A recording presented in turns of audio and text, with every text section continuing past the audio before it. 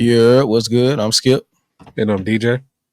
and we are back for episode 17 of Road to 100. DJ, how you doing today? Pretty good, pretty good. I can't complain. Can't complain. The question is how you feeling? That's Man, these kids and these illnesses, man. These kids and these illnesses. So, yeah, I'll be fine. I'm just trying to make sure that the live stream is scheduled for this evening, and we can run into this, and we will get this situated. And let's see.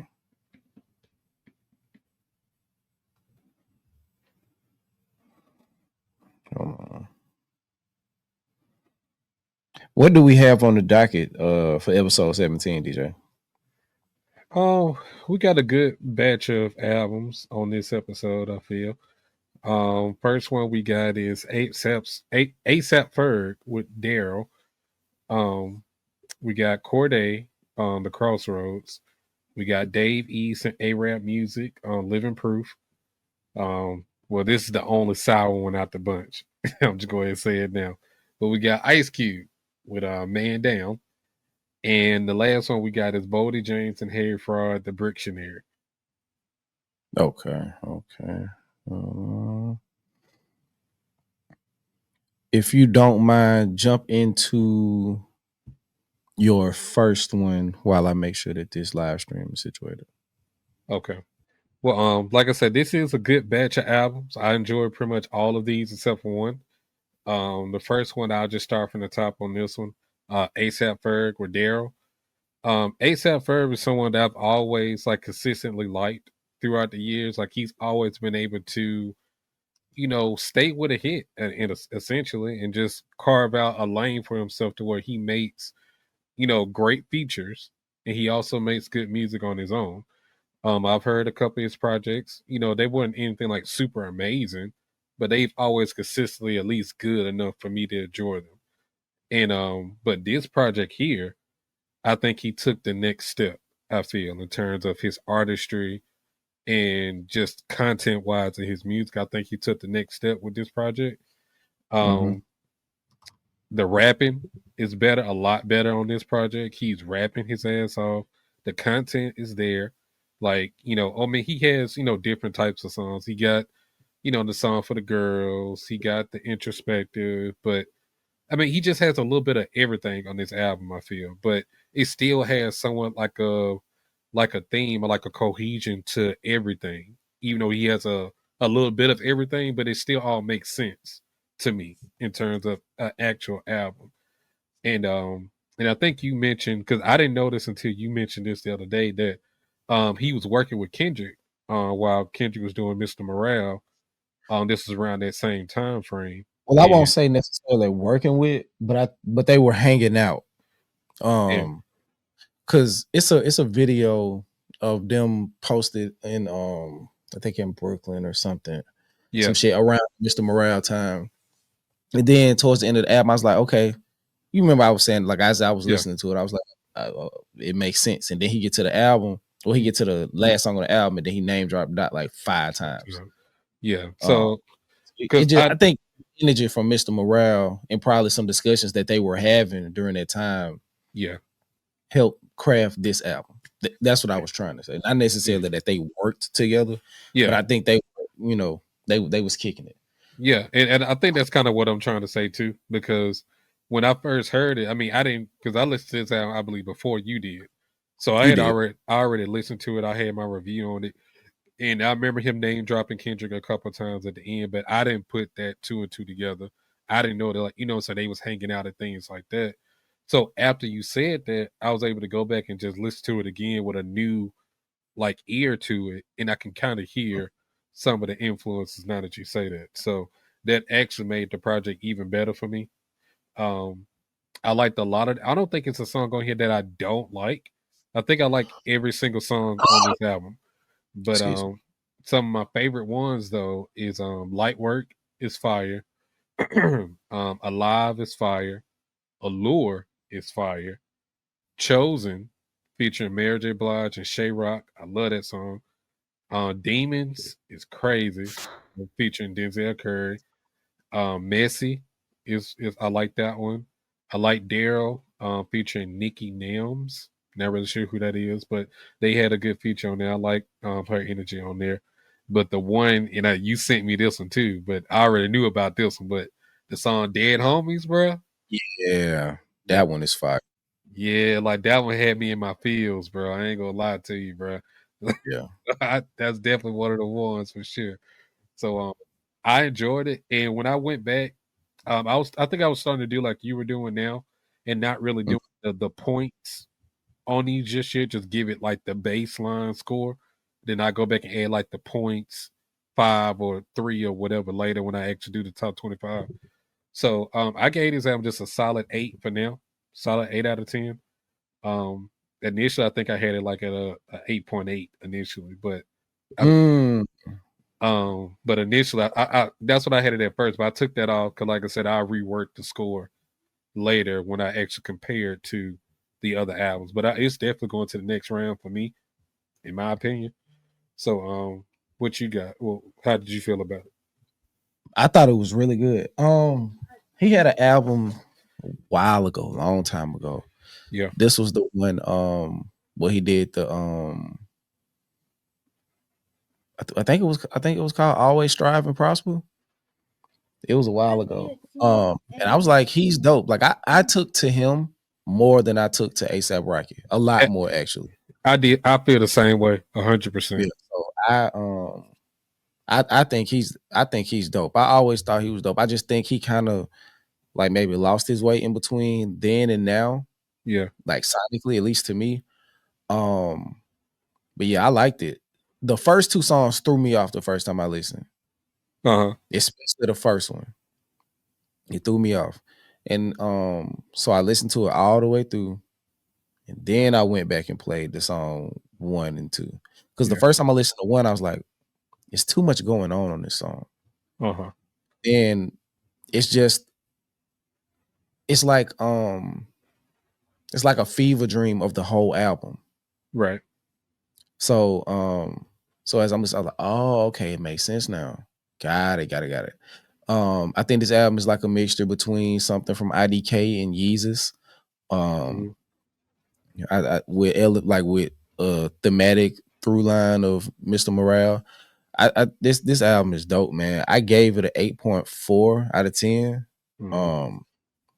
But like you said, these things are not destined, but Subject to change. there you go, subject to change. So I think the songs that I liked, the Demons, I ended up liking French Tips. I didn't like it at first. Dead Homies, crazy. Pool, crazy. Chosen, Darold,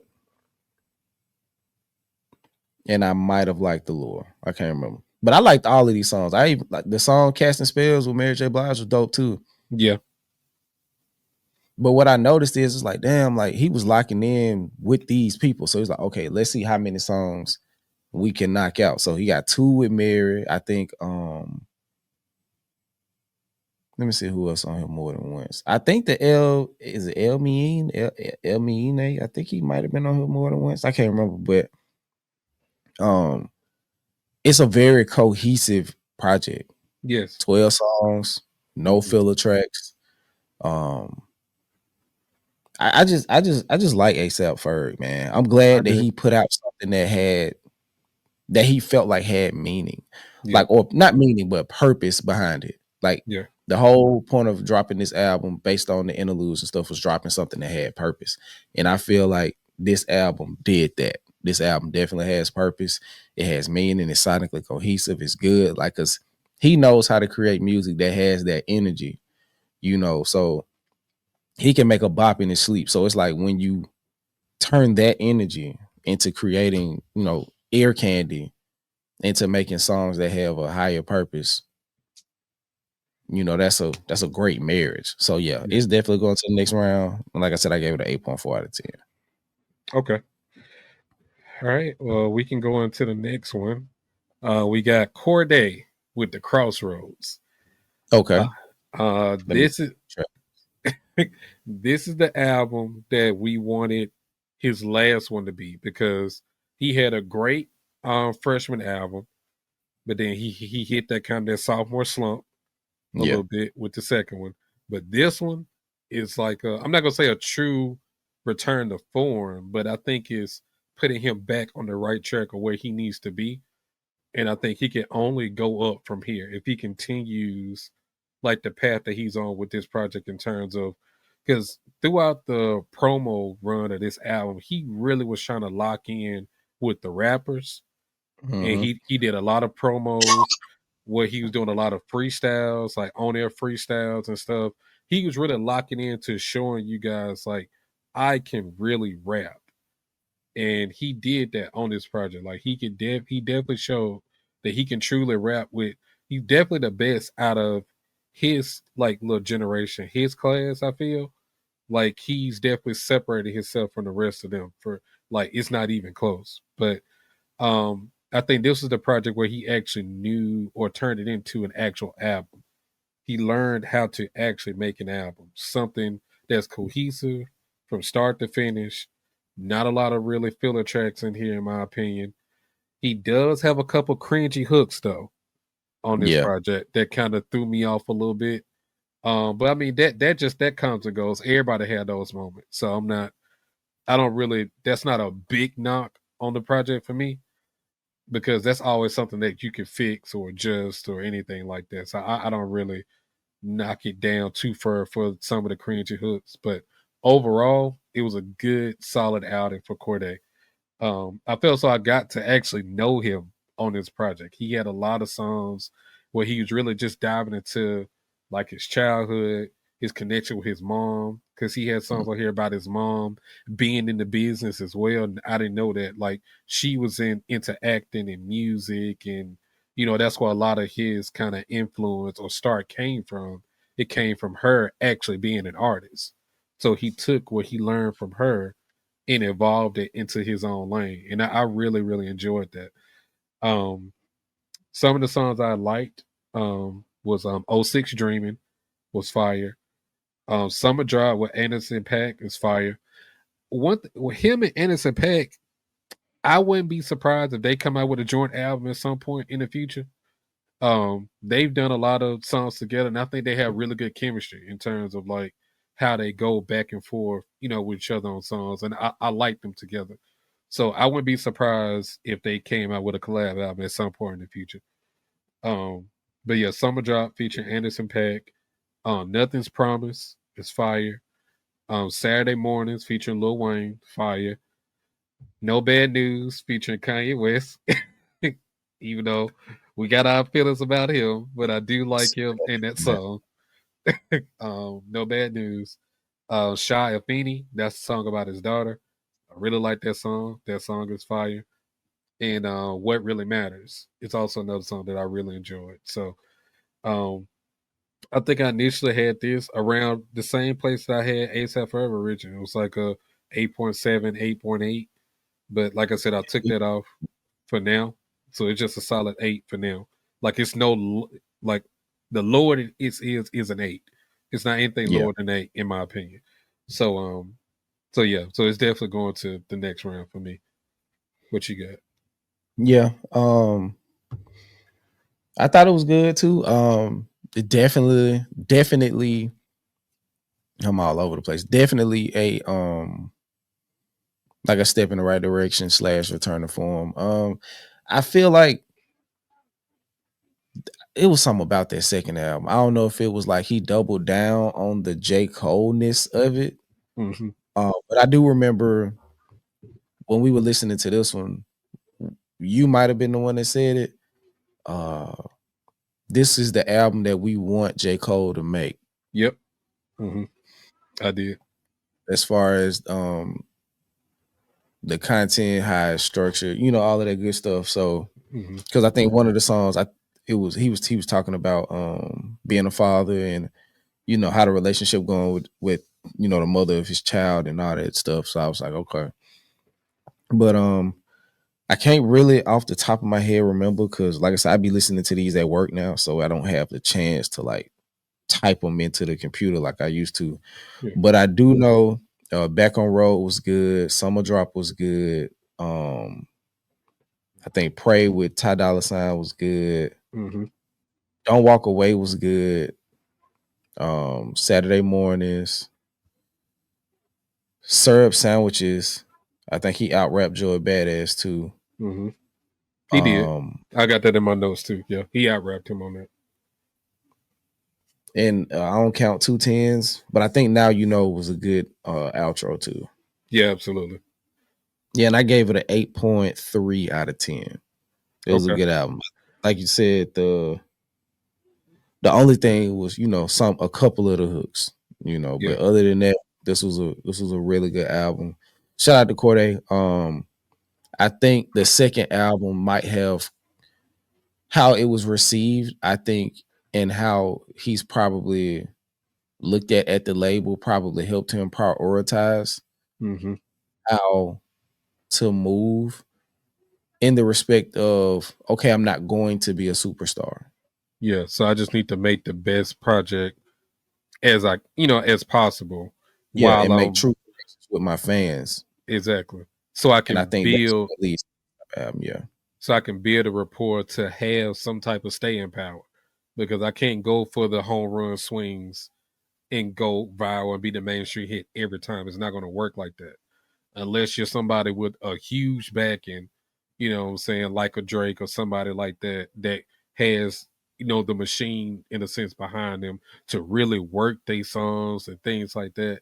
You're not going to be that. And that's okay. It's plenty of artists that has consistent and successful careers without having a mega hit every time they drop. It's all about consistency and building a fan base. And this is the project I feel that he can do that with. And if long as he can continue at least something similar to this, going forward, I think he'll be fine. Yeah, let me look at this ain't got nothing to do with that, but I want to see who he was signed to when the first one came out. He was signed to Atlantic. Atlantic got problems. World Outside Warner Music. So it looked like he's still signed. They just cleaned up all of the extras. It was a whole bunch of stuff on Lost Boy, but now it's just Atlantic Recording Corporation. So yeah, I think he just he realizing he's a mid-tier artist. And in that, that's where a lot of the most authentic music is made, because you don't have as much quote unquote expectation on you label wise. Mm-hmm. So they kind of give you a little bit more artistic freedom at the cost of not having as much money into you. Yeah. So I think these artists that's in this spot are making some really good music. So yeah, shout out to Cordae, man. 8.3 out of 10 for me. Definitely going to the next round. We got about 13 minutes. Okay. Well, let's go ahead and do Ice Cube, and then we can go straight to 4. Yeah, I was about to say I can go through these last 3. But yeah, Ice Cube, for him to come out with the narrative and bashing Kendrick, you would have thought he was ready to. First of all, who asked for Ice Cube album in 2024? First off, who asked for that? I did. That's first off. Secondly, what up, Kobe? he going crazy. But secondly, like I said, who asked for it? First of all, secondly, if you go talk big ball shit, you gotta come with the fire, bro. And this album is literally a man down. Cause this shit. You tell me. You tell me. This shit is trash, bro. This is a certified dud. And I really did give it a chance. I didn't hate on. I gave it a chance, bro. But this shit is boring. Like the way he rapping is weird. Trash. Not trash, because he's a legend, but oh my God. Bro, he is washed, bro.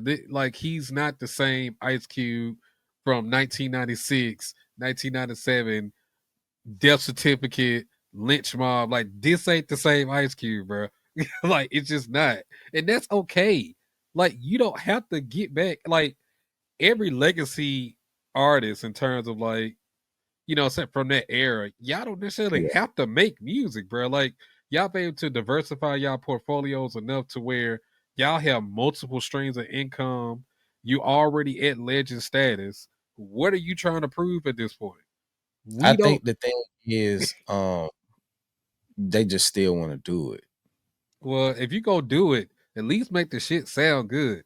This shit, and then it was 19 tracks. like what the like what? Ooh. Like you have to be truly exceptional in terms of rapping ability at this stage of your career to it be like LL Cool J, for example. I mean, nobody would ask for an LL album, but his album that he dropped was actually really good. I enjoyed his album. He was rapping good. He actually had songs, well, except for like 2. But otherwise, the other songs made sense for where he is in his career. But this shit here, Ice Cube, I wasn't feeling this shit. He could have kept it. I ain't even rate it. I just know I didn't like it. I don't have any favorite songs. So unless you had any favorite songs, like I'm over this nigga. And I think the only track that I liked was probably She's Sanctified.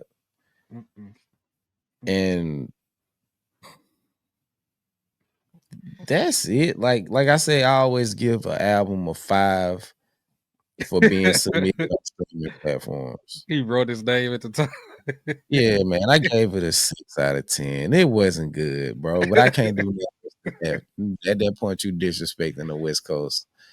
A West Coast legend, man. Like just a legend in hip hop for real, but a hip hop legend from the West Coast. But yeah, this shit was not good at all. And probably about song 12, I was giving it like 45 seconds to a minute listen.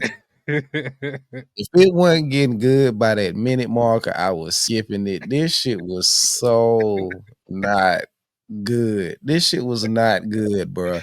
And like you kind of, cause people be like, nah, you hating, you got old nigga bias, like you ain't fucking with the oldies. It's like, nigga, no, nah, bro.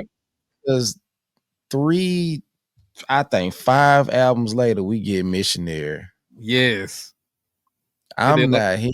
That shit was not good.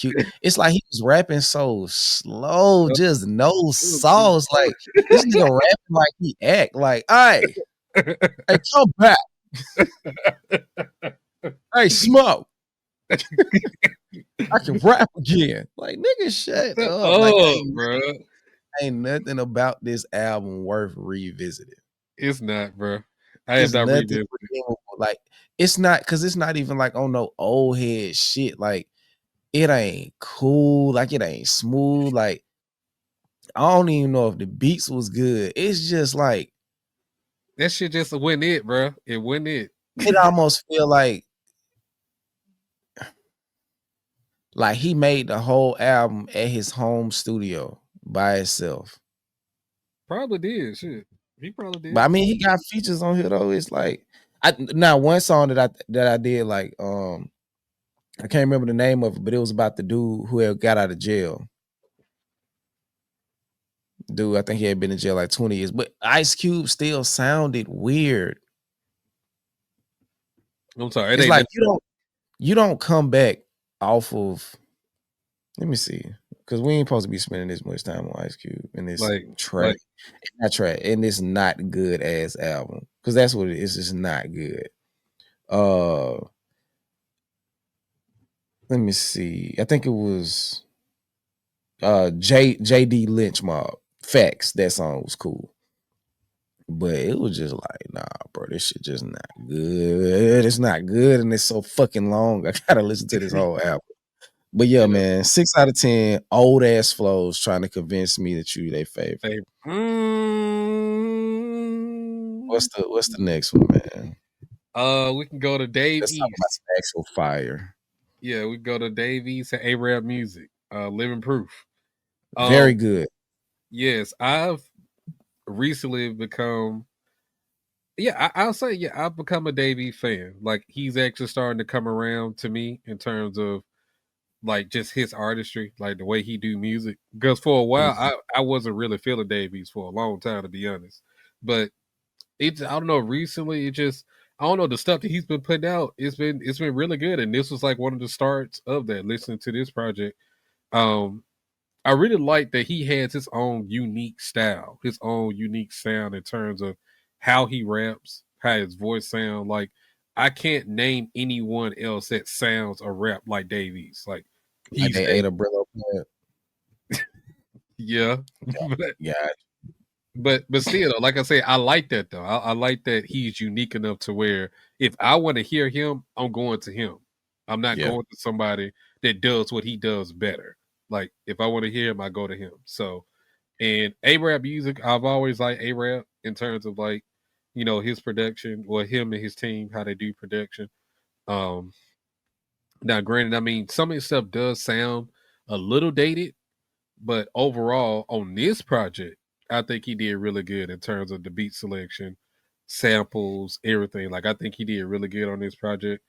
I mean it's another 8 for me, another 8 out of 10. Well, this one I just gave a solid 8. I didn't give no points on it, but yeah, this is another like 8 out of 10 for me. Some of the songs I did like really enjoy. It was Percocet. Yeah, the first song Percocet, fire. It started off tough. Yeah, Percocet, fire. Bet My Life, fire. Solid Niggas, fire. Joe Jackson, fire. Everything for Sale featuring Ransom, fire. It I know it was like 2 more songs. I didn't write them down, but it's like 2 more songs. I can't remember what the name was. Did But you like lift them up with Swiss and Benny? yes, okay, yeah, Swiss and Benny. I did like that one, and there was one more. Hold on, Was it Barbara, the last track about his auntie?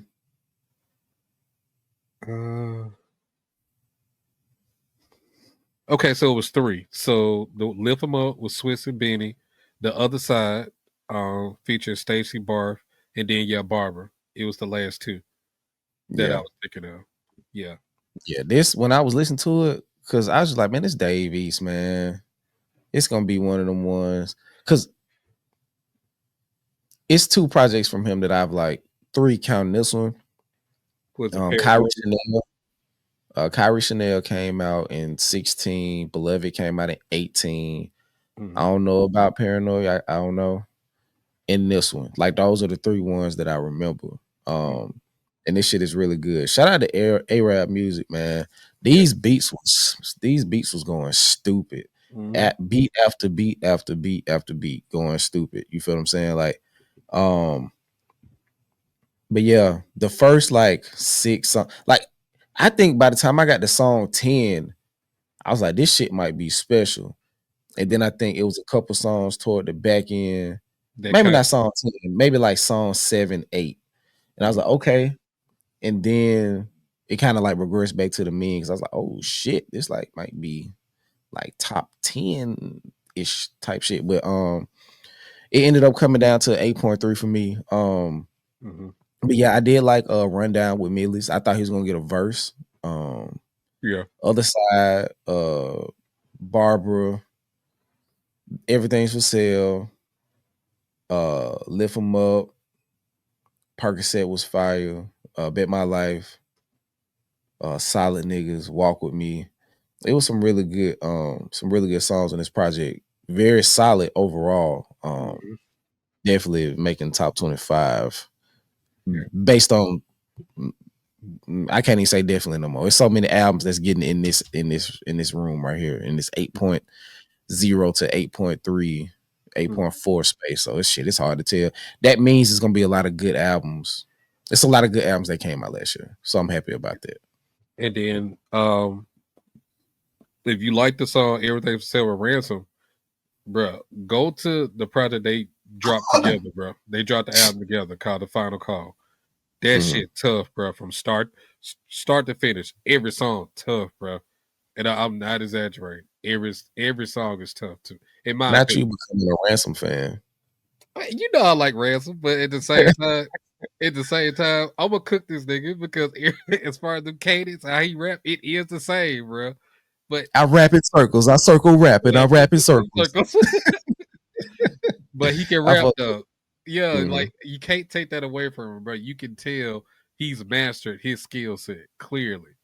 And you know what? You know who he remind me of? Who? Carmelo Anthony. Like Carmelo Anthony got 3 distinct moves.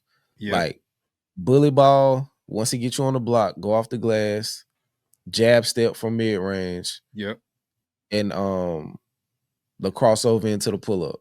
Like yep, that was his shit. And I yep. feel like Ransom got that. Like he got go-to moves and he live in his go-to moves. Hey, but if they work though. And I mean, they work to me. They work, bro. They work. Now, granted, I wish he kind of slowed down a little bit though, because he dropped at least 4 to 5 projects a year, bro. But I think artists in that realm, I think they do that so they always have something to tour. They always have something to sell. Yeah, Because they're not gonna make $1 million off an album. right. So their best bet is to drop 4 or 5 a year, go on tour 6, 7, 8 months out of the year, hopefully catch low level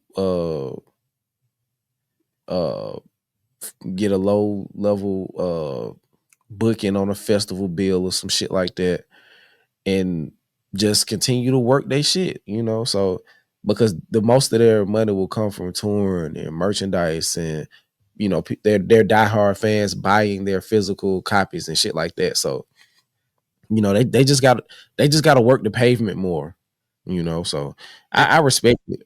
Yeah, that's I was about to say. I do kind of respect the grind though, because I remember him mentioning in one of his songs and in an interview he had did, to where like he went to prison like early in his adult life, and he spent a lot of his adult life in prison. So he was like, when I got out, I'm gonna make the most of the time that I lost, and he's done just that. Since he's been out of prison, bro, he been boots to the ground in the studio, rapping his ass off every every chance he get. So Yeah. I respect it, bro. I really do. But it does get kind of repetitive over time. But Yeah. that's a whole nother subject. Cause we diverging off a little bit. But as far as just Dave East project, solid album. Like it's definitely going to my next round. Gotcha. Let's do And the last one and we'll we'll hit the live stream. Bricktionary, Boldy James and Harry Fraud. Real quick, I'm gonna just say this. It's cool. Not his best, not his worst. Yeah. 7.5 out of 10. Not making it to the next round. That's all I got. Okay. Yeah, I will say, I mean, I like this album. I gave it an 8 out of 10. But yeah, it's not his best out of some of his other stuff that he's dropped recently. Because he dropped multiple last year, but the two that we reviewed earlier.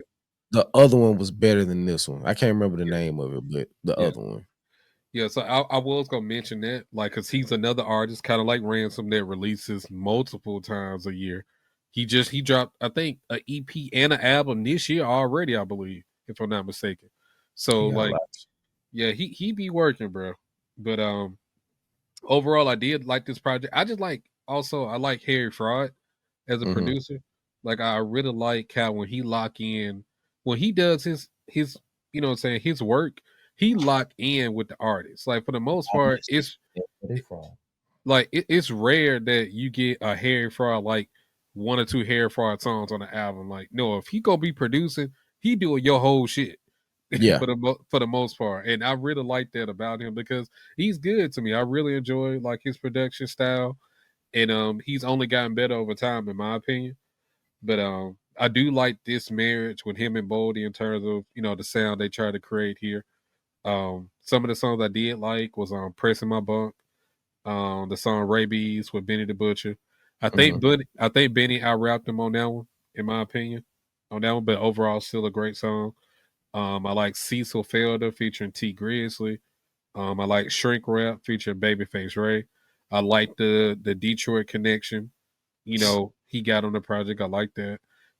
Pillar to Post is fire. But my favorite song, I don't know why this shit my favorite song on here, but it is. That's Shadow Boxing, bro.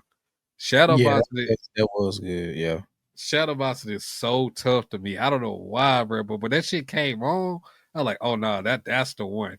Because I think I said that one to you. I was like, yeah, that's tough right there. But yeah.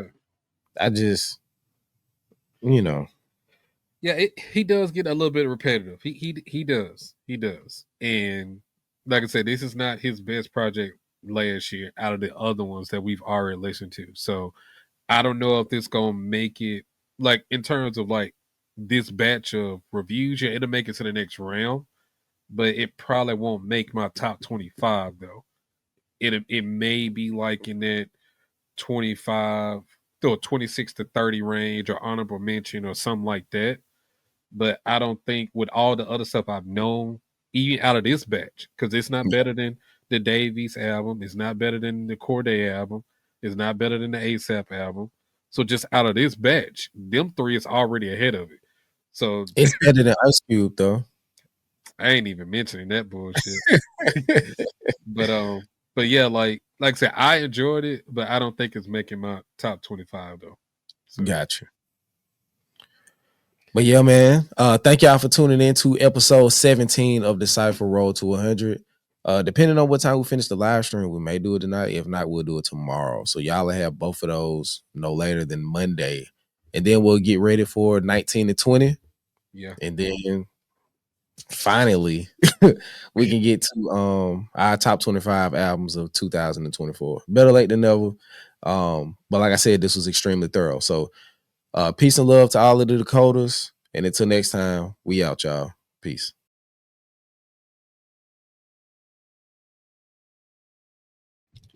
What's good, y'all? I'm Skip.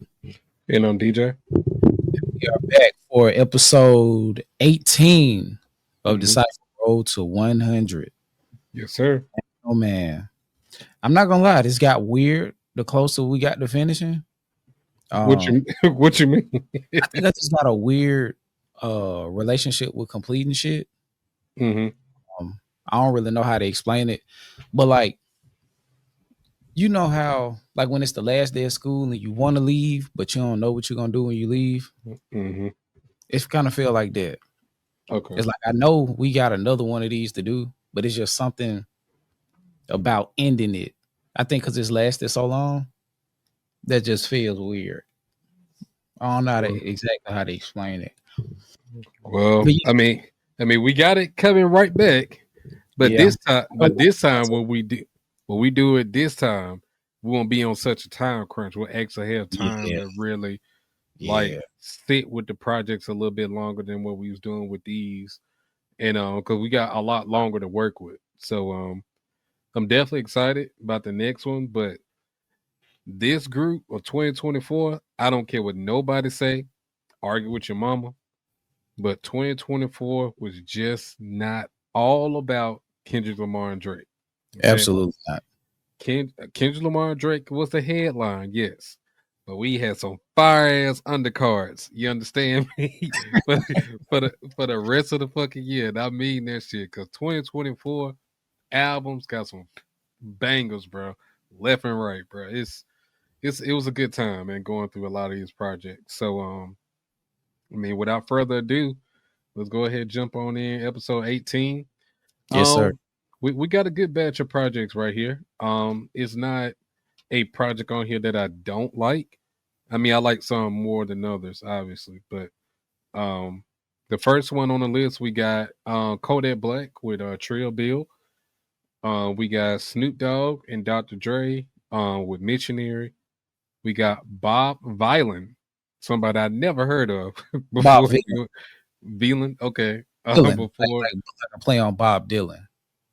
Oh, okay, gotcha. Yeah. Well, either way, I never heard of him before until we did this episode. So, but his project was titled "Humble as the Sun." We got the OG at this point, Vince Staples with Dark Times, and the last one we got is one of my personal favorites, JPegMafia. I lay my life down for you. I'm gonna be 100. I completely skipped that Kodak Black album by mistake. Oh, by mistake. Okay. Yeah. Well, I mean, honestly, you didn't like it. You didn't miss much. I mean, it's a decent album. I'm not gonna lie to you. I mean, granted, I think my list is gonna be off. Because crazy enough, my episode 19 and 20 both have 6 albums, so I fucked up somewhere. Yeah, because when 18 got 5, 19 got 5, and 20 on mine had 7. Okay, so we'll fix it. So you can do the Kodak because I completely missed it. Like it's not on my 19 or 20. Okay. Well, yeah, Kodak Black dropped the album entitled Trill Bill, and it's an enjoyable project. It's not something like thought provoking or like super amazing or nothing like that. But if you like Kodak Black, I mean, I think you'll enjoy this album. Like, it's a good time. He's going in and out of dealing with, how he's dealing with, the substance abuse and how he's trying to overcome that. But I will say though, versus the last time I heard him on the project, he sounds a lot better on this project, meaning that, he got a lot of more pep in his voice. And oddly enough, he's rapping a lot better on this album. Like he actually getting some bars off. Like, and that kind of surprised me a little bit. So it kind of made me intrigued to like keep going with the project. Because I ain't gonna lie to you, when I first saw it on the list, I'm like, so I'm not really a big Kodak fan like that. So I'm like, I went into this shit with the lowest expectations. I'm not gonna lie to you. People swear by Kodak Black though. Yeah, I know. That's why I'm not trying to like trash him and that, because I know he got a good fan base, but I've just never really gravitated to him other than that the song with him and Triple X on Rolling Peace. Okay. Other than that, I can't really name Kodak songs like that. You want pulling up in the Demon on guard? Nah. I mean, well, I know the song just was on the radio and I heard it in the club, but otherwise, like outside of that, like no, I can tell you. On the ZZ, like nah. Yeah, it's that V fit. I'm good on that. But the songs I did like from this project, is actually, like I said, I got 5. One of the songs called Escalade featuring Taylor So Made. And I want to give a shout out to Kodak because Taylor So Made is one of the artists from Birmingham. So she made her way on to, a prominent, situation. So shout out to her and Kodak, for linking up and making an actual good song. Like she was rapping good. I liked the beat. Yeah, I mean she was sliding, bro. I'm not gonna lie to you. I mean, she not better than like Meg or Lotto or nothing like that, but I mean she did well. Like definitely enough to listen to the song. Like she did good. She better than Sweetie. Maybe that's so like where I'm thinking like talent. Maybe, bro. I'm not gonna lie to you. She may, I'll say yes. Okay. I'll say yeah. Okay. But yeah, the song called Escalade, I really like that album. Another song, One Piece Left, is fire. Maybach Van was fire. Land in Hell was good. But my favorite song is probably it's called Burn It Up. And that's when he was just rapping, bro. Like actual, like he trying to go double entendres and shit. Like that's just something that, I'm not really used to from him. So I that like it really caught me by surprise. If I hear somebody actually rapping and they saying some shit, not just rapping just for word vomit, I'm tapped in. I'm listening. That's why I'm surprised one of these albums that's on episode 20 you didn't like. But we'll get to it. Get to it. I don't want to hear the lead. Yeah. So what were the other songs that you liked on the Kodak, and what was your rating? Well, I mean, I liked the Burn It Up, Land in Hell, Maybach Van, One Piece Left, and Escalade featuring Taylor So Made. I gave it a 7.5 out of 10. Maybe like anywhere between like a 7.3, 7.5 range, right in there. But I can't see it going no higher than that. That's a good project, good album from Kodak, but it's just not strong enough to try to cut through all the other good projects we got. So, in my opinion, it's gonna stay where it's at, but not in a bad way. Yeah, so, I get you. So the next project we got, Snoop Dogg and Dr. Dre, album titled Missionary. Now, if you're asking me what the title means, I have no fucking clue what that means. It's a follow-up to Doggy Style. I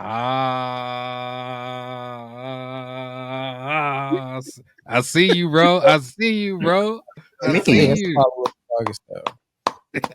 I didn't even peep that. That makes so much sense. I got you. Okay. Yes, sir.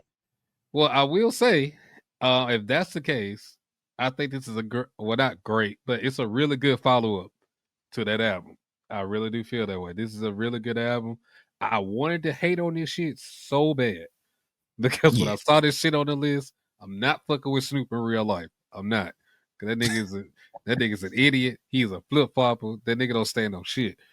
So I ain't fucking with Snoop in real life. So I wanted to hate on this album so bad. And I heard how everybody else was talking about the album when it initially came out. Like a lot of people was really trashing this project, bro. So I was like, let me go ahead and hit this trash so I can trash on it too. You know what I'm saying? Can do that, bro. This album is actually fire. Dr. Dre production wise, fantastic. I can't even hold like Dr. Dre did his thing on this fucking project. It's not a song on this album that I don't like. Like every beat is fire to me. I like every song. And Snoop was rapping. Snoop was actually rapping on some of these. So I'm like, really? He was rapping on a lot of them. Yeah, He was bro. a lot of them. Like how, and yeah, I agree with everything you said to start, but as far as Snoop, just It was bruh, effort. It's he sound effortless, like he bro. been in the dungeon because you know we've been talking about Snoop like just rapping, like kind of not being Yeah. there. Mm-hmm. It sound like they sat down and was in the dungeon for like a year, making sure that he was ready to go. And they polished his skills up. He got back ready. Like Yeah, he sounded good, bro. He was sliding, bro. yeah. I think they was in there with like some young guys. Like I don't want to say that I think nobody was writing for him because who's to say? Because I haven't seen the credits. But when I say they was in there like with some young guys, like so he could get that energy, like and that way he's not just comparing himself to what he perceives. You feel what I'm saying? It sounds like he went through a conditioning process. Cause like his songs on here where he's switching flows, he like rapping fast, he's slowing down, he's smooth, he crisp, he polished, he's projecting well. And I heard a Snoop verse on the Earth Gang. Yes. Where I was like, this we'll ain't get to that. Snoop from Missionary. Like he sound okay. Yeah. But it's like Dr. Dre wasn't playing with his ass. Like Dr. Dre had like every time he messed them up, Dr. Dre like bit him with an alligator or some crazy shit. Like this is Snoop was in. I say all that to say Snoop was in rare form. Production wise, Dre has his own space where he exists in. Just like Kanye got a signature sound, Pharrell got a signature sound. All of these great producers, Timbaland, all of the great producers, even Swiss Beats, whether or not you want to call them great, is he still got his own signature sound. He his own signature sound. And this listening to this project too also made me remember how much I appreciated Compton when it came out. Yeah, because that was a really good project too. Yeah, this some good ass, some very very good production from Dr. Dre. I love they opened it with BJ the Chicago Kid. I love that song. I felt like I was like, dang, bro, you gonna start it with this and the album finna suck because everybody was saying, you know. And I look up, I'm like 5 songs in, I'm like, DJ, where does it start sucking at? Yeah. And then by the time I get to like song 7, I'm telling them in the chat, I'm like, we gonna talk. If it keep going, we gonna talk about how y'all disrespected this album because y'all was mad. By the time I got to song 10, 11, I was kind of mad because I'm like, nah, bro, like this shit good, bro. It's kind of fire. And then by the time the album finished, I think it was like a couple songs like towards the back end, maybe. It was some songs, like a couple songs that was just like they weren't as great as the other ones, but they were still good. Still good, yeah. Album, I was like, to the end of it, I was like, this is a good fucking album. This is one of the better albums of 2024. Yes, I agree. Who did that shit? Dre did that shit. The features were good. Yeah, that's another thing I wanted to say. Like, whenever I see an album where the main act and the features both like, you know, inject quality into the project, meaning that all the features worked with Snoop and worked within, the songs that they were in. Like, bro, like Janae, Fire, Method Man, Smitty, Fire, bro. It's so many good features on this project, and they just make it even better. They just take it to that next level. Because I mean, granted, I think it still would have been good just Snoop by himself, but those features definitely help take it to that next level for sure. And to that, some of the songs that I like, Foreplay, the intro featuring BJ the Chicago Kid, Shangri-La, it's cool. Out of the Blue was good. Hard Knocks was tough. Yeah. Gorgeous with Janae Aiko. Bro, Last Dance with Mary Jane was fire. That was an unexpected one too. Having Jelly Roll and Tom Petty. Yeah. Fire. Pressure. Dope. Another Part of Me. Dope. Skyscrapers. That's that one. Like, I gotta send that to DJ. I know he heard it, but he gotta see how I'm feeling about it. You know what I'm saying? So that one was crazy. Fire was good. Sticky Situation was good. Now or Never was good. I was like, bro, that's how you do it. Like, Gangsta Pose, The Negotiator. Yes. Yeah, that was the ones that I liked, and I gave it an 8.5 out of 10. I was really thoroughly impressed by this album. We pretty much got the same songs, same score. I gave it an 8.5 as well. Look at that. Skyscrapers is probably my favorite because that song, like they were just rapping their ass off on that song. Skyscrapers, The Negotiator, I love that song. Shangri-La is fire. It's just smooth. I like that shit. Out of the Blue is fire. Hard Knocks is fire. I love Gorgeous with Janae Aiko. That's another one of like my top favorite songs. I could really hear that on the radio, just to be honest. Like in a really good rotation. Like not just like a one-off you hear every 50 songs. Like, no, it can be in that rotation of 13 songs that they constantly play all fucking time. Like it can be in that rotation. I feel as though it was good enough to do that. So but yeah, like it's all the same songs you had pretty much, except for like one or two that I added in there. Same score. Like, bro. That's why I didn't want to say nothing. But when I finally came to that realization, like, nah, this album fucking fire. I was just like, because I was like, because you already said I was ahead of you on the list. I'm like, man, let me just be quiet. Let Skip get to it again. I want to see what he said. And I was so happy when you was like, nah, dog, wait a minute. When did she get trashed? Like, when did it get sorry? Like when you said that, I was like, yep, got his ass. Because I was like, bro, it was too much. But I get it. Snoop earned the negative. Absolutely. But it was like the music, though. It was like, because as I was listening, I'm like, okay, what did he do? Like,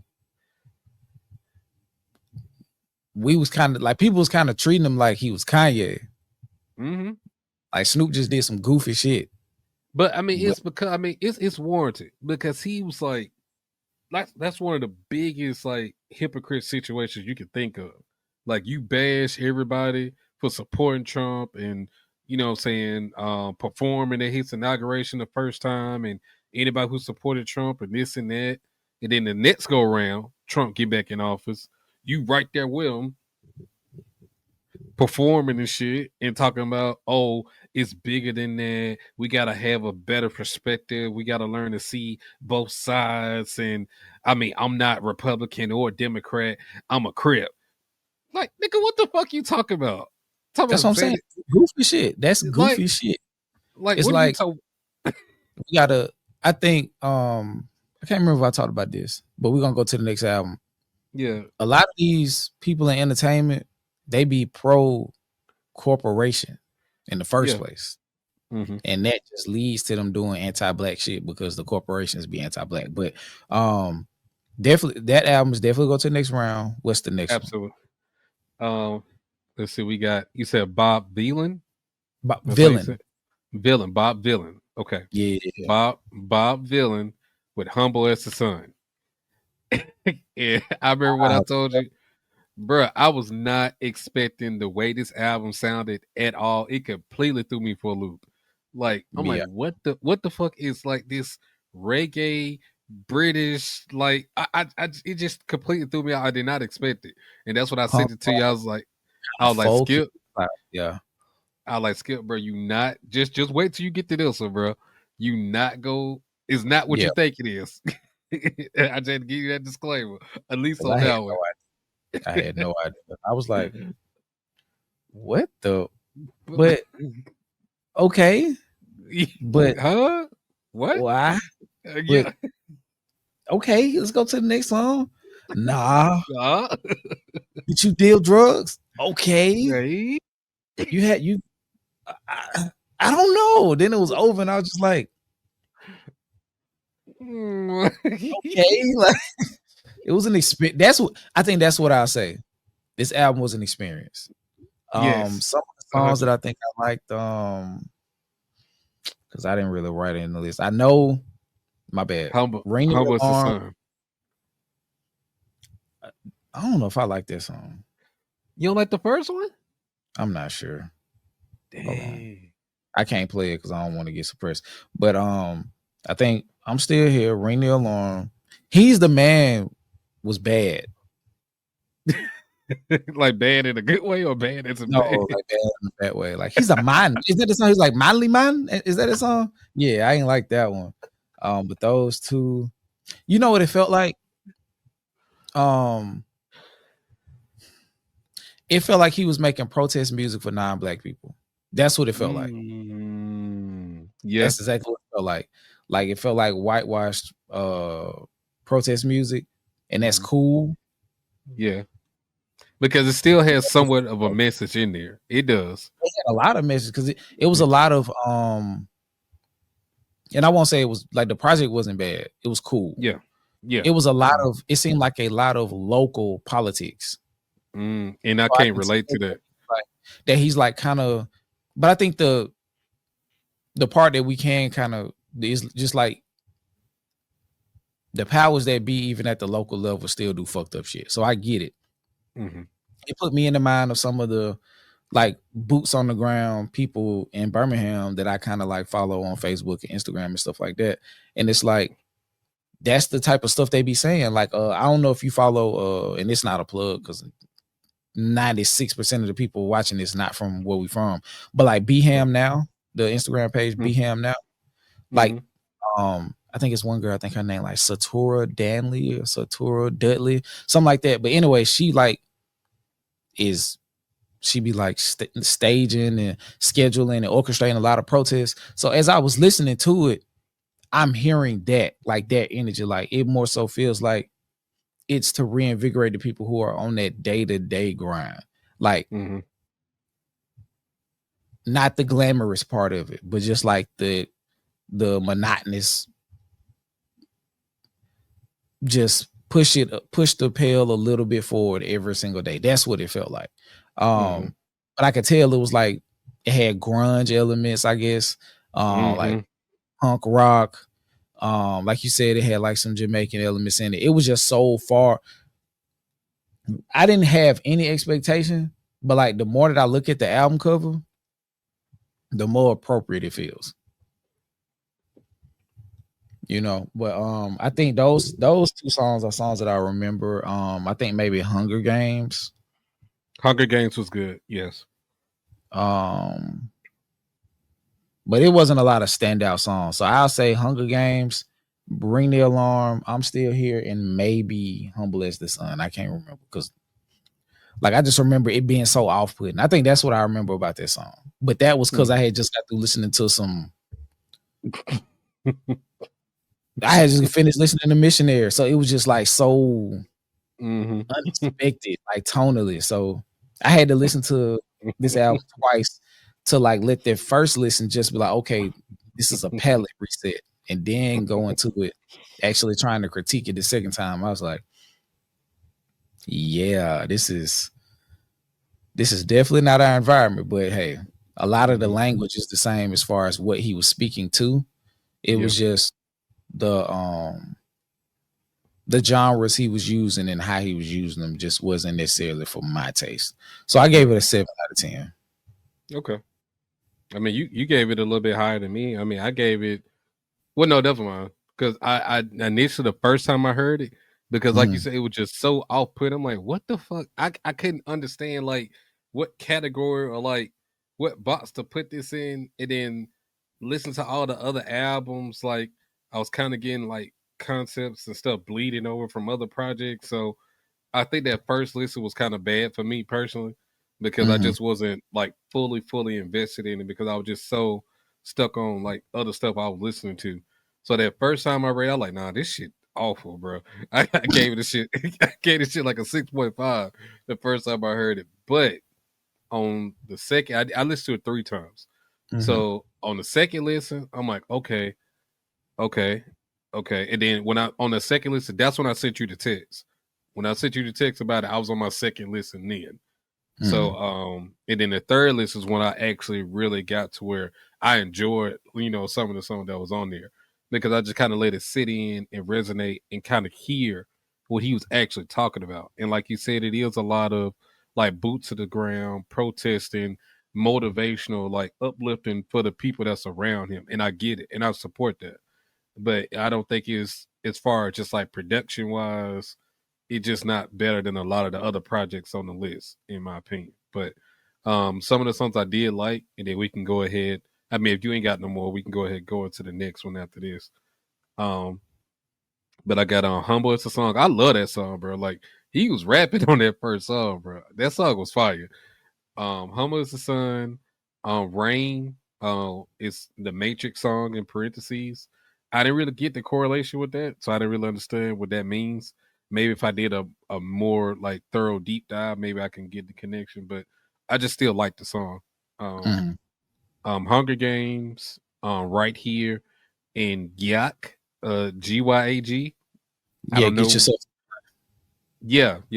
So I like that song too. But overall, I gave it after like my third listen, like a 7.3. On my last listen. So I mean, it's good.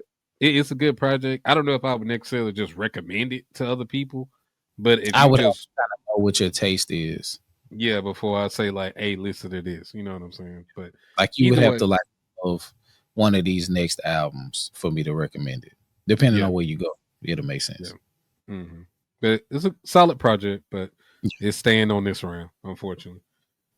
So the next album we got Vince Staples with Dark Times. Yeah. Yeah, bro. I don't know why I would say I was pleasantly surprised, because Vince has a track record now of like producing high quality projects. So I don't know why I was necessarily surprised to hear that this one is good as well. But I don't know. Just when I listen, I'm like, damn, this shit is really, really fucking good. Like, I think, keep doing it? Yeah, like I think I almost like this one more than Ramona Park. To be honest, I like it better than Ramona Park. I think. Yeah, like I don't think it's super far, but I think I like this one more. Yeah, I like this album. But I have to listen to it, but I feel like this one is more concise. Yeah. And I will say this. I remember, I think I told you after I listened to it the first couple times, I was like, I don't know where it's going. Like, I don't know what his point was. And then I watched his Zane Lowe interview. He was like, shit, I ain't really had no point. I was just rapping. It's just music. Like it was basically just like, yeah, I did it because like niggas was outside. Like, so it kind of just gave me the ability to like just take it for what it was, and then stuff started to make sense, because I guess I was trying to conceptualize it, and then after that it was like, okay, it's really just like him standing in the center just looking around, and I was like, okay, got you. Like, and then like you hear like his maturity like peeking through, like just speaking to his perspective on a lot of stuff. And I was like, oh, okay, I get it. So this is like one of his like mature albums, and I think that's why he named it Dark Times, but also has like elements like is that Government Cheese when we say Don't Forget to Smile? Or is that Government Cheese that he sampled his own song from? When he I don't remember. Because I do know that that's a sample from, is it Blue Suede? No, that's it's a Tufe. I think that was a Tufe that he sampled. No. Oh, okay. No. I can't remember. Because Blue Suede. I hope I live the dead roses. He did sample Blue Suede on here. I think it was a Tufe, bro. But that ain't the song I'm talking about. That's not it either.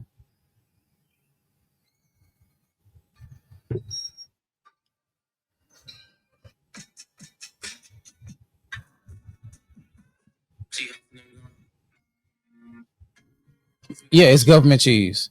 Government Cheese is the one that they got the Don't Forget to Smile. But it was like, and he said in the interview, he was like, and it's kind of sad, almost, like his perspective. It's not like he's quitting from earnest pursuit, but I think he's kind of like, shit, like all you can do is do the work. Like it's not on you to be a thing, like to label yourself as a thing. It's all about if the people see you as such. Yeah, it's just kind of like how you don't give your own nickname. You know what I'm saying? The people around you, the people you grew up, they give you your nickname, and that's what stick. You can't make up like, yeah, I go by Champ. Nigga, why? Who calls you Champ, bro? Who called you Champ? Like, I'm not calling you Champ just because you told me that your name is Champ. I'm not doing it. Right. Like, I don't know. Did you see the this side real quick? The episode with Joe Budden, where they was talking about that exact topic, nicknames. They was rushing Queen's foot ass because he talking about. Oh yeah, he called himself Lionheart. Yeah. Yeah. I was like, yeah, Flip. Nobody, you don't even look like you ever were Lionhearted, bro. Like you might have like, bro, who call somebody right now that would call you by Lionheart when you answer the phone?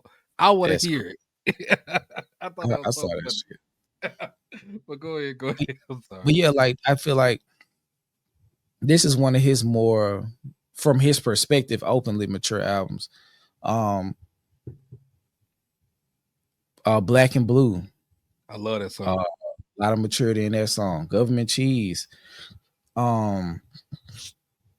Excuse me, Shame on the Devil. Nothing Matters, Lil Homies. Free Man. Yes. That's the one. That's the one. And it was just like, wow, like he's in this place where I think he's starting to see that even at his level, like I think the misnomer is a lot of people think that once you get to that level, you've escaped the matrix. And I think like his like apathy, I guess, or lethargy, like on those subject matters is like nothing really changed. I just got enough money to take care of my mama. Like everything around me is still happening. The best I can do is shield myself from it the best I can by insulating myself into my small friend group, my business. Like when I'm on tour, I don't even go outside. Yeah. He said when he go on tour, when they hit cities, he stay in his hotel room. Like he's not engaging with his exterior environment. You know what I mean? And I think he's also going through something that I went through probably about 28, 29. It's like when you get to a point of knowledge to where you start to like get extremely cynical about the world. Mm-hmm. You feel what I'm saying? Like I remember I was on the freeway one day and I kind of like had like a panic attack. And it was just like, damn, like it's really no escaping this shit. And I feel like he may not be at that point that I was in, but I do think he has a much more cynical outlook on the world presently. Like, yeah. And I think the album says, and I'm gonna let you go, like I now officially don't believe I'm more than who I am. Mm-hmm. So all I can do is make attempts. But who am I to think I could change the world? Yeah, I was just about to go with that. I think because he sees that, okay, I've attained some type of acclaim and fame in music, you know, so one would think that with my influence that I can change my my people's perspective that's around me, where I come from. And nothing's changed. And if anything, in certain scenarios, my music empowers the foolishness and the bullshit. So why would I even think that I was that great enough with my whatever my talent is that I can change shit? And then on top of that, him learning, like you said, certain things in the music industry, I think he just kind of looks at everything with a different perspective. And I think that's why now, like you were saying, it's more so truly business related now. It's not so much about who rapped the best or me making the best project. I'm just making the music because that's what I do. I feel it. But ultimately, I'm trying to satisfy contracts. I'm trying to make this money to take care of my family. And that's pretty much it. It ain't no extra. I ain't trying to make friends in this and play industry politics and all that shit. I'm like, look, bro, I signed a contract. I'm obligated for XYZ. I got distribution through XYZ. Where my numbers at, where my end goal, where my profit margins. Tell me what I need to do. I go knock this shit out and I take my ass back home. Like, that's why I feel as though when people, I forgot what interview that was, but when they was asking Vince about the Drake and Kendrick beef and all that, he can give a straight, like literally just a simple answer to the question. Like he had to really, because he's so cynical in how he views things and what he knows about the industry behind the scenes, he's not looking at it like we looking at it as just a battle of words. Like like he's looking at it as puppeteer and followers. Like he has a different perspective on shit. And I'm not gonna lie to you, initially, when I first said it, I'm like, Vince, bro, stop being difficult. Just answer the damn question, bro. That's how I initially thought. But when I took a step back and I tried to like put myself in his shoes and just kind of think about it from a different perspective, and especially listen to this album, and like you said on certain songs, he just kind of sound not necessarily defeated, but kind of just like locked in on what he knows he can and can't do.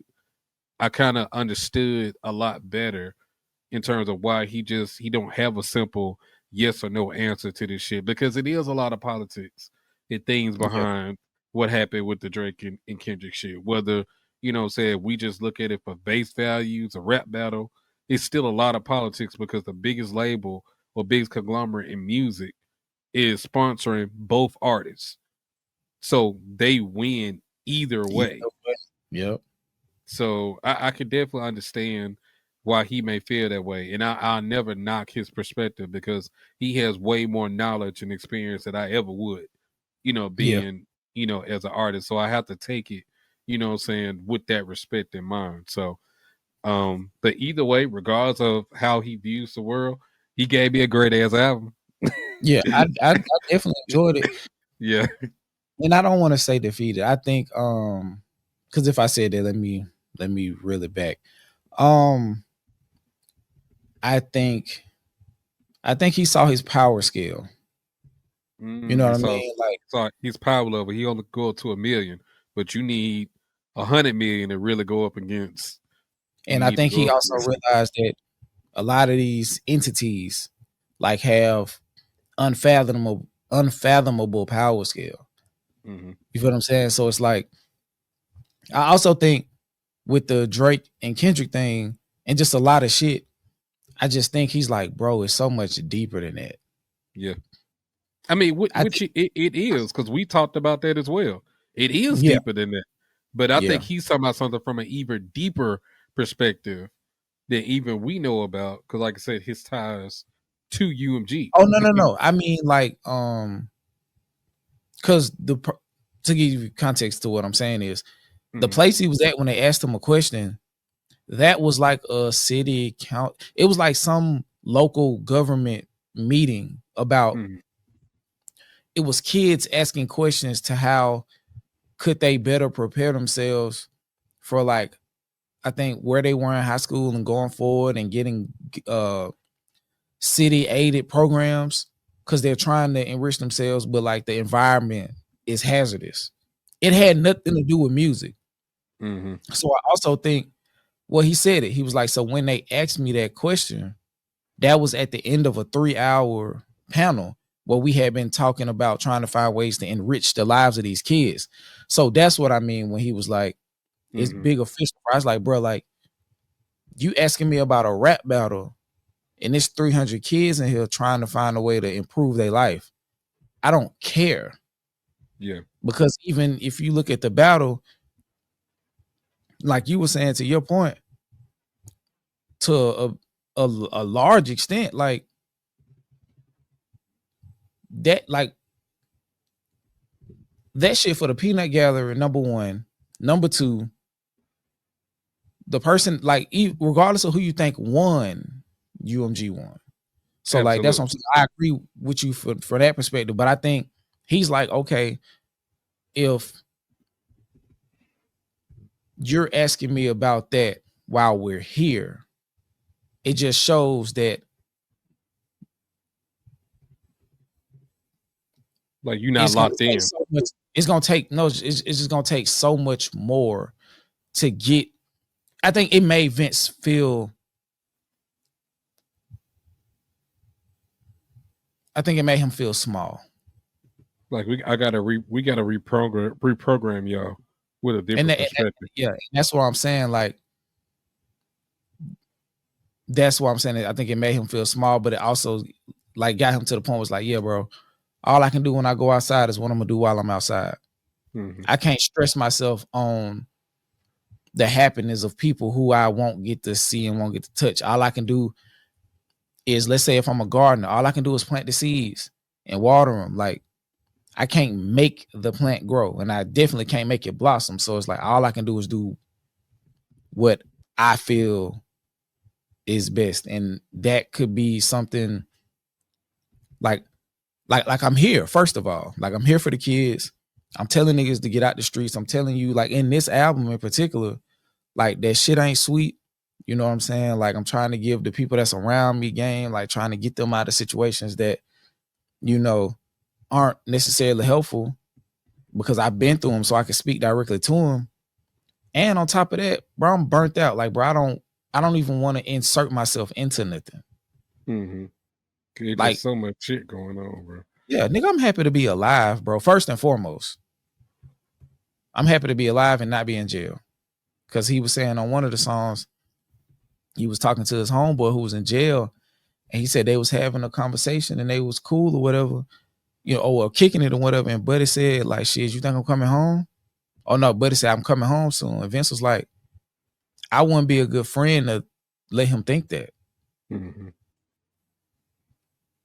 That's what I mean. It's just bro. It's too much shit going on now. Do I necessarily agree with Vince's statement or his position? No, but I mean, he's younger than me, so he's got, you know, time to, you know, possibly repair that, and he's been through shit that I can't imagine. Like, so I look at it from the perspective of just, you know, other rappers who like are predicated upon that being their mission to like do what they can to be a person that's pushing the genre or the culture forward through art, you know what I mean? And they're doing it more adamantly, at least that's how they present and that's how the music comes across. But I just think Vince has been through a lot of shit, and I think that's why the album is called Dark Times.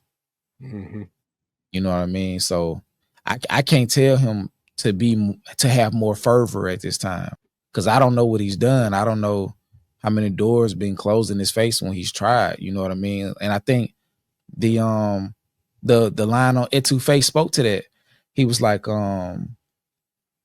they told him, the label told him they wanted street Vince, and then basically the streets and the label, and it's like he said, drop Big Fish, cuz been weak since. It's like, damn, tell me how you really feel. All I wanted was a couple mil, make my city proud, try to build something for the crackers come and tear it down. So it's just like, bro, I'm being pulled in all these directions. And then now I think the ultimate position that he's in now is just like, yeah, I'm gonna just stay in the middle. I'm gonna walk my walk. Like you said earlier, I'm going to work. I'm gonna treat it as such. I can't get too emotionally invested right now because I've been through some shit. Maybe I'll come out on the other side with a more optimistic outlook. But after I watched that interview, I was like, damn, bro, he's so cynical. But it's like you said, this is a good ass album. The songs that I liked, I didn't get to that. Of course, Close Your Eyes and Swing was like an interlude. And I like how the album is a loop. I did like that. Black and Blue, Government Cheese, Children's Song. Shout out to Baby Rose. Shame on the Devil. Etouffee is fire. That's one of my favorite songs from 2024. Liars was crazy. Radio was dope. I love the hip hop homage he did in that. Nothing Matters was good. Lil Homies was fire. Freeman was fire. And then like Why I Want the Sun Come Out was more so exposition. It kind of made me feel like the conversation in between Nikki Giovanni and James Baldwin that was in the best. That's kind of what the end of it made me feel like. So yeah, bro. I just think currently like he's just trying to balance and weigh. He's just trying to balance the equation of all he's experiencing. You know what I mean? He's probably going through a lot of firsts in his life. So I think at this point, for his peace of mind, like he's just more insulated. But yeah, I think the album was good. I gave it an 8.4 out of 10. I gave it an 8. Okay. We almost at 45 minutes. Let's go to, is that the last one? Or yeah, this is the last one. JPegMafia, I Lay Down My Life for You. Okay, and this is what I was saying. And I'm gonna let you go. If you like this album, this is probably one of the only albums in the Road to 100 where I would recommend Humble as the Sun after listening to. But go ahead. Yeah, I mean, we already did an episode on this already. So, I mean, I'm not going to go too deep into it because a lot of my thoughts on this album have not changed since that episode to now. It's still an amazing project, one of the surprise standout projects for me because I'm not really well versed in JPegMafia. So, listen to that album. I still remember the moment you sent it to me, bro. You was like, because at that moment, I know I told this story before, but I was listening to Denzel Curry. In that moment, when you sent it to me, he was like, bro, nah, listen to this. Bro, I turned that shit on, but I was in the kitchen. I was cooking, bro. I'll never forget. I was working cooking. I was making some stroganoff. Bro, I was in the kitchen cooking. I was mashing up the ground beef in the pan. And that's fucking that Sin Miendo. That song came, bro. I was like, oh nah. Nah. This the one, bro. This album is fire, bro. From top to finish. Great production. He rapping his ass off. He hate Drake. I love this fucking album, bro. This shit is fucking fire, bro. Hands down going to the next round.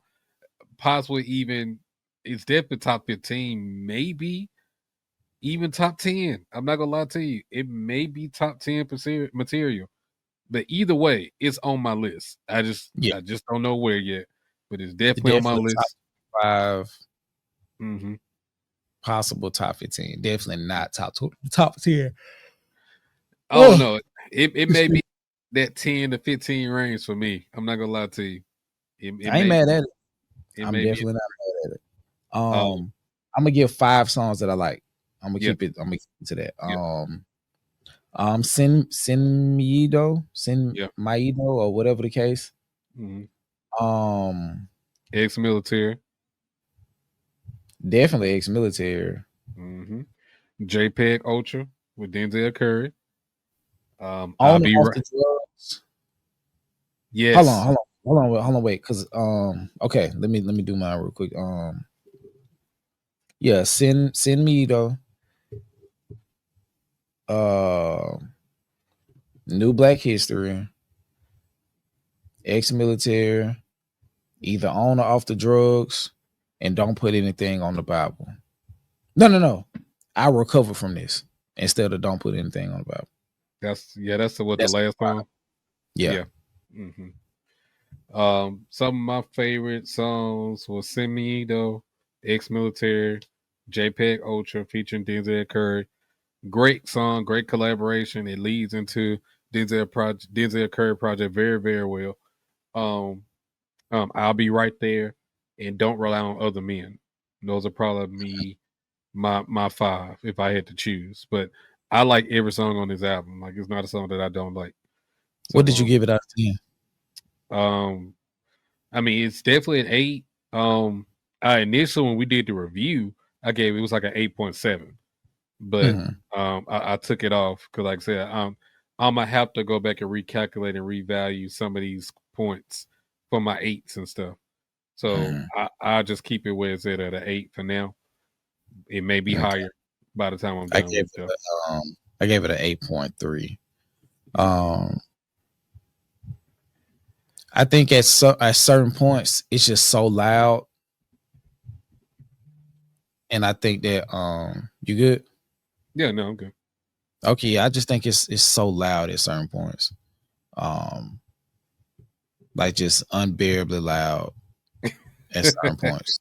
But other than that, this is a really, really good album. I saw he dropped the deluxe. I haven't listened to that. He did? I didn't know that. It came out this year. I'll eventually get to it. Yeah, I get and it. The cover art is like a lighter version. It's like it's colored. Like the first one, like it was like black. Black and white. And this one is like more, so it yeah, whatever the case is. But yeah, it was a good album. Definitely making the top 25. Where on the list, I'm not sure, because I think my top 25 like potentials list may be almost 35 albums. So that's what I'm saying. I'm not sure. Yeah, so this second round is gonna be tough. Yeah, but that's it for episode 18. Yeah, that's it. Okay. Thank y'all for tuning in to episode 18 of Decipher Road to 100. I'm Skip. And I'm DJ. And until next time, we out, y'all. Peace. Peace.